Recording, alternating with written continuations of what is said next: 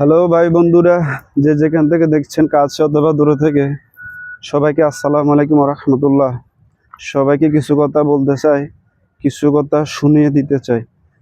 কিছু কথা বলবার আগে একটা কথা বলতে চাই, ভিডিওটা একটু কষ্ট করে ধৈর্য থাকলে একটু ভিডিওটা দেখে যাবেন। ভিডিওটা ধাক্কা দিয়ে উপরের দিকে টেনে ফেলে দিবেন না।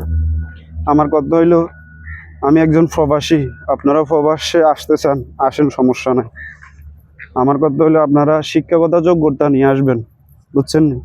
শিক্ষাগত যোগ্যতা নিয়ে আসতে হবে এমন কথা না। যে কোনো কাজের বিষয়, যে কোনো কাজের যোগ্যতা, যে কোনো কাজের যোগ্যতাই নেই আপনারা প্রবাস জীবনে পা রাখতে পারেন, সমস্যা নেই। কারণ আমি একজন লেবারের কষ্টটা কি কিরকম আমি বুঝি, তাই আমি মালদ্বীপ প্রবাসী পক্ষ থেকে আপনাদেরকে জানিয়ে দিয়েছি এবং আপনারা বাকিটা আপনাদের উপরে ছেড়ে দিলাম। কারণ লেবারের বিষয়টা আসলে ভাই, গাদার খাটনি যেরকম, গাদার গলার মাঝে দড়ি একটা বাঁধলে যেদিকে টানবে আপনাকে সেদিকে যাইতে হবে। যদি লেবারের হেল্পারের বিষয় আসেন, প্রবাস জীবনে পা রাখেন, লেবারের বিষয় আসলে দুঃখ কষ্ট ছাড়া আর কিছুই পাবেন না। কারণ আপনি যোগ্যতা অর্জন করতে পারেন না, শিক্ষকতা নাই, কোনো কাজের যোগ্যতা নাই। এই জন্য তাই আপনাদের কাছে অনুরোধ, যে যেখান থেকে ভিডিওটা দেখছেন সবাই শেয়ার করে দিবেন।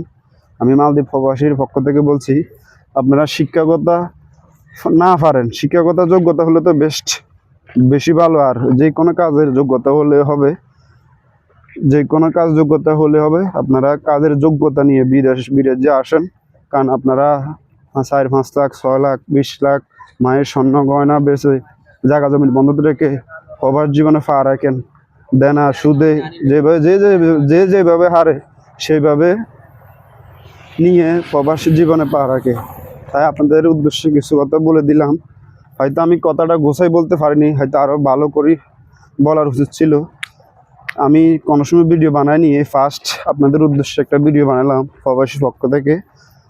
সবাই কাজের যোগ্যতা নিয়ে প্রবাস জীবনে আসবেন, সমস্যা নাই।